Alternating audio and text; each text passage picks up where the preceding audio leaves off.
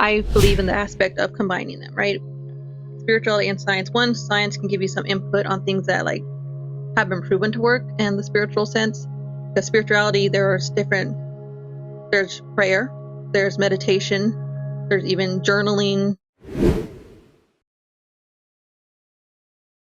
Hi, I'm Angela. Just to get up a little bit, get to know me a little bit. I'm Angela. I am a mom, a wife, all that quote unquote good stuff. And I started this channel because after having my daughter, it was rough. Not only pregnancy being just a wreck on the nerves, but then afterwards I was like a pile of mush pretty much. I too was born when my daughter was born, it seems like. So it's been a long journey. I have PCOS, so some health issues in that regard. And this channel was kind of my way of talking with others or putting myself out there in a way that I never had before, as I was more so always the quiet one. I do have social anxiety.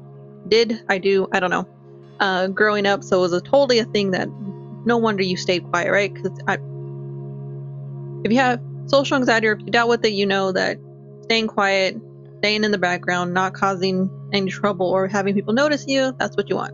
But as I got older and after I had my daughter, I realized I was not in the place I wanted to be, like physically, mentally, emotionally. Like the body was wrecked, the mental fortitude was wrecked, and so were my emotions. They were everywhere, which could be connected to hormones, but whatever. This channel, what it means to me now, it did obviously take a lot of figuring out what I'm going to do. So if you look at some of the past videos, it's weird. There's a lot going on. I cleaned it up a bit, so hopefully going forward it's going to be easier to navigate. But it really stemmed from wanting to speak my truth, meaning instead of staying quiet, instead of just keeping my thoughts to myself, actually just saying them in some sort of semi-safe space, I suppose, because that's what I consider this. I've always thought it's interesting and good for people to discuss things and to bounce ideas off of each other and to kind of hold space for different ideas. Thank you for those who are joining in right now. So just bouncing ideas off of each other, figuring things out, learning from each other, as well as finding my people. I know it's hard to get out there when you don't really know where to go, especially now how the world is. It's hard to find like third spaces, I think it's called, where places where you're not at work, you're not going grocery shopping, but places where people can actually spend time together and hang out or have the option to hang out, be it parks, community centers, those things. And so this is my way of reaching out, and hopefully the algorithm, YouTube, as well as you who are watching, it can help me figure out where are my people at, pretty much.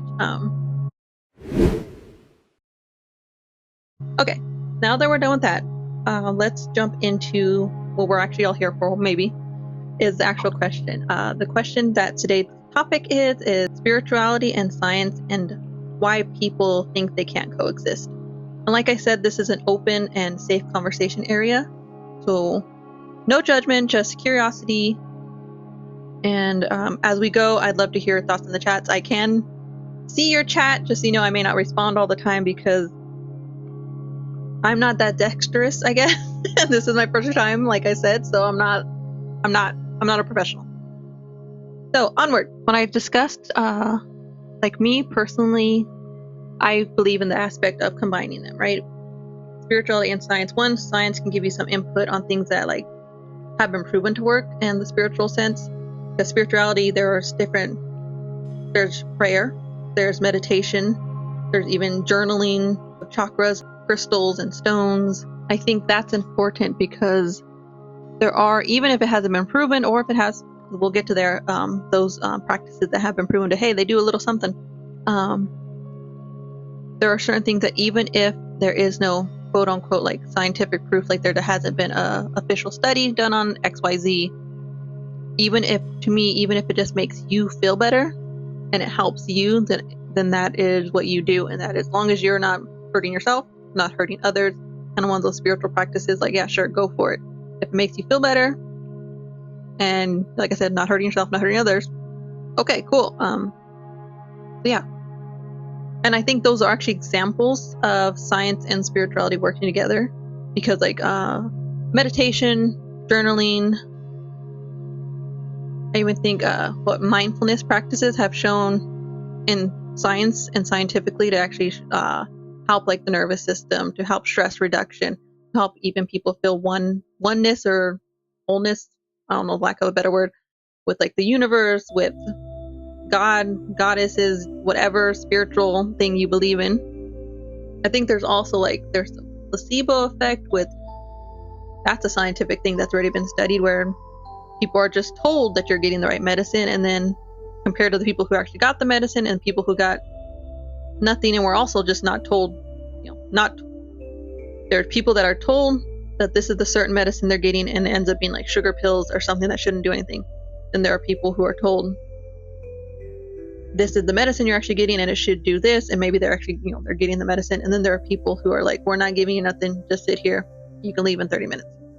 The placebo effect thing has actually been studied and has shown that, yes, people just think they're getting better or they're taking medicine, and they get better and they take medicine.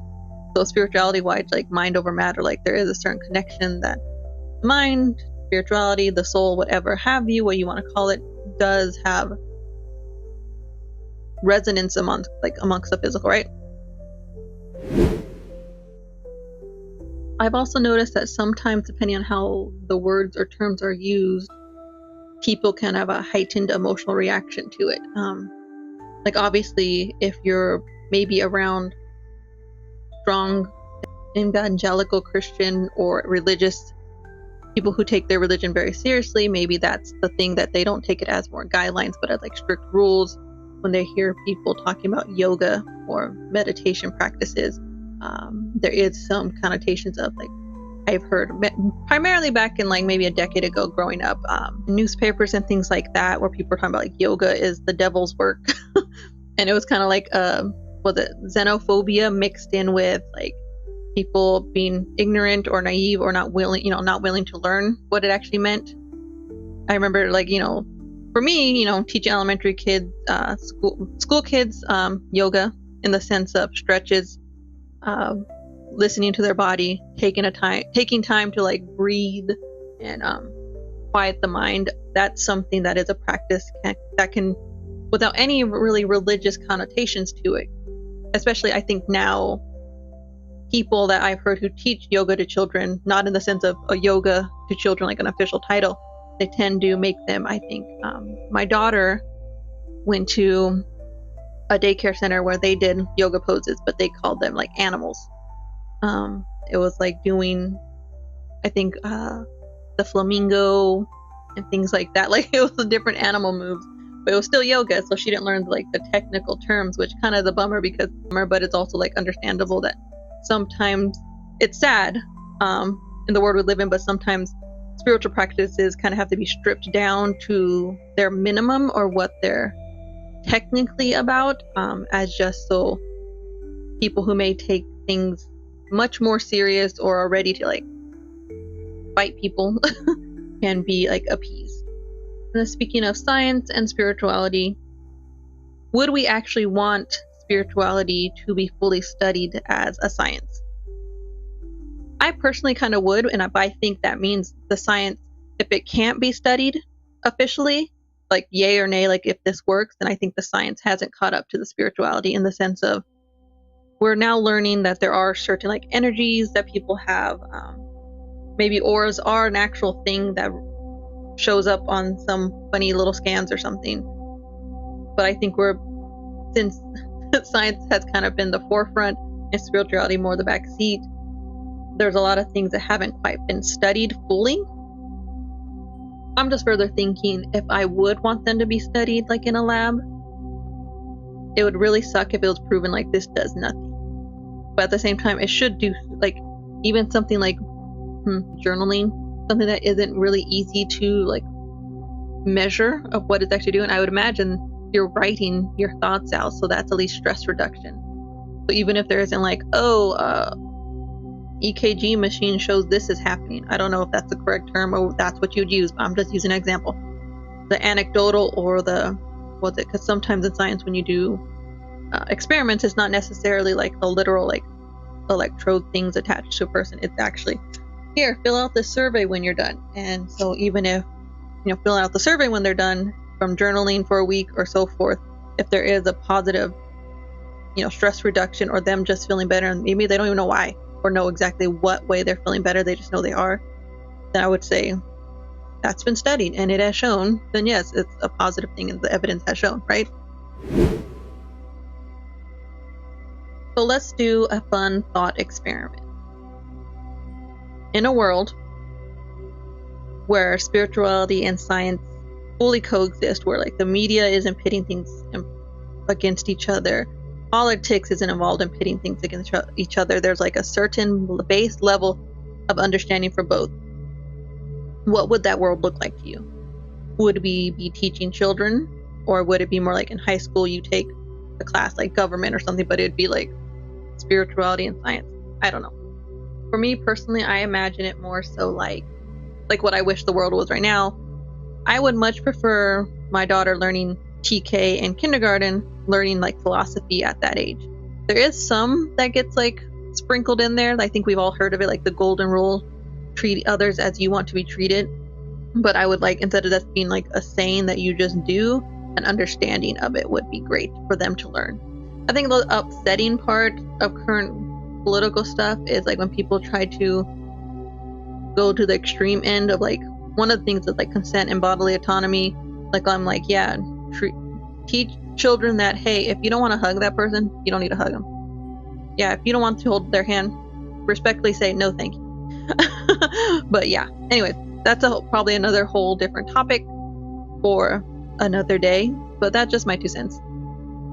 That's a very good idea, Ricardo. Says he wrote, for me it would be world religion and philosophy, the same way some private schools still teach scripture. Yes. I also wouldn't mind if world religions were taught in the actual sense of from childhood to high school, like varying degrees of what they would be taught in the sense of understanding. So once you're out in the real world, you're 20, 25, 30 years old, someone says I don't know how to pronounce it, Sikh, Sikh, you would just be like, oh, okay, no problem. And you would know if there is certain dietary restrictions, you would know if there's a holiday coming up or some celebration, you'd be like, oh yeah, I know about that. So I think those things kind of need to be taught in the sense of just you learn them as you go along, like just sprinkled throughout. Yeah, I think for me personally, right now, I think currently how things are, like spirituality versus science, it's made it harder, like not in general, obviously you take in what you want. So spiritually or religiously, if you went to a church and maybe the pastor said something you agreed with and then said something you didn't, you can easily be like, I agreed with that, I didn't agree with that. But for me personally, kind of hard for me to, one, I don't like wasting time, so I don't want to go to like 7 different churches to figure out if it's actually a safe space or what they're teaching or what they're preaching about is actually like 99% of what I also agree with, or at least on the line of being like, I get you. So I think that's just me talking. Side point, so that's when that becomes difficult, because that's like kind of feels like a waste of time to keep going, but I know that's also part of the process, the journey. Maybe I'm just not there yet. I think a lot of us can agree with that. Like sometimes a spiritual practice, a religious practice, or a scientific practice, something that can actually help you, you're just like, I'm not there yet, and you don't want to do it. Yeah. And then another response from Ricardo, love it. Exactly, they grew up around a lot of Desi people who are typically, I don't know if I'm pronouncing it right. And I wish I could have known more about their culture, respect, and general interest. Yes, when I was in college, I had a speech class, and I think it was one person who they were Sikh. He, for his demonstration speech, he came up and said that he was going to show us how he ties his turban, or I'm assuming that's what it's called, but like I said, I wasn't taught this. Oh, okay. Thank you, Olivia. It is Sikh. Thank you. But people, like a lot of the people in the class kind of took took us not a step back. Obviously, we're sitting, we weren't standing, but we're wondering, like, are you allowed to do that? Nobody really knew if that was like an okay thing, or it was a private thing, or if it was something, like something he was just willing to do, but it was like not proper. And then he laughed and was like, no, it's fine. That's what it's just what they do, I suppose. And I guess I should Google this to figure out if that is actually what they do, or if he was like, no, it's a special thing. You guys are all part of it now. But he explained to us how he did it, and he took his hair down. His hair was great, super long. And then he showed us how he wrapped it, and even said he uses another mirror that's on in his bathroom wall that reflects like the back of his hair, so he can like see the whole wrap and everything. So that was pretty cool. And I also think, going back to the framework of if like science and spirituality were truly like connected in our society, like that's just how it worked. I think healthcare, that would be a whole different ballgame probably. Only would someone recommend like, hey, you are low in this vitamin, eat this food, it may make you feel more grounded, or maybe your body prefers warm food or cold foods, and it would actually have that, like the doctor would see you more as like a whole human being. So they may even be like, hey, this is kind of stress related, I can give you this medicine to like lower your blood pressure and stuff, or I can say, hey, do some of these meditative exercises, come back in like a month or two, we'll take your blood work again and we'll see how, or maybe not even take your blood work, because if like a science hasn't caught up to actually being able to measure that, it would be like, take your anecdotal evidence of how you're feeling now, and then probably also check your blood pressure and blood work, because that is something that actually can kind of be checked. Well, I think we're going to be closing soon, so let me read some more comments and see what's going on. Dennis stated, is empathy nature or nurture? Well, obviously, or not obviously, that could be both. That's one of those questions that I think scientifically people have asked a lot, because there's like sociopaths, psychopaths, people who empathy is really not there, but it really depends on how they're raised. If it's kind of not there, but oh, they're okay, or then it's depending on how they're raised, it can get much worse in that department. So yeah, but like I said, science hasn't caught up to that, so we can't measure. Well, you can kind of measure it, I guess, in the way of studies, in the sense of anecdotal evidence. Probably some genetic markers may have already been found out, which I'll probably look up later because I'm curious. And then also like surveys and things like that to show. So yeah, Ricardo states that, I think I would like to see more empathy and understanding from both sides. I see a lot of people dismissing religion, which I do think can be a force for good. At the same time, I see spiritual people act similarly by dismissing the intellectual conversation. Yes, I also agree with that.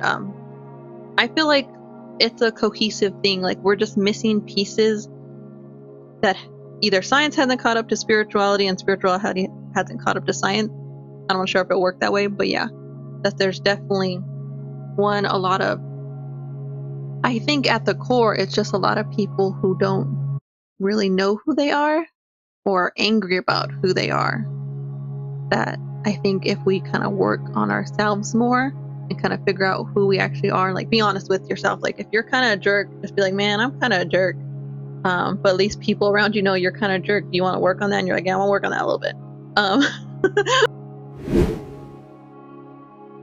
We are going to be closing this chat up, and I want to thank all of you for showing up and being here, and I hope this was enlightening to you, as I had an enjoyable time. It was great seeing your guys, all of your responses and your chat here. This was like very interesting and fun and so on to see.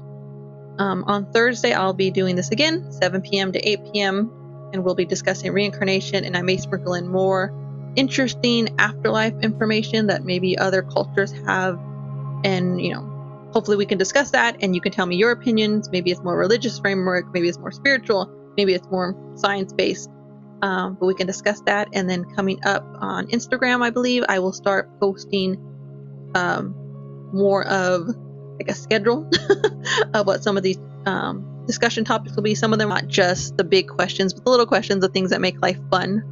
So we won't be like serious and hard all the time. It'll be like light, and we're just having a good time. And yeah, so I hope you're doing well, and I hope you had a great day. So thank you all for joining me, and I will see you next time. Bye!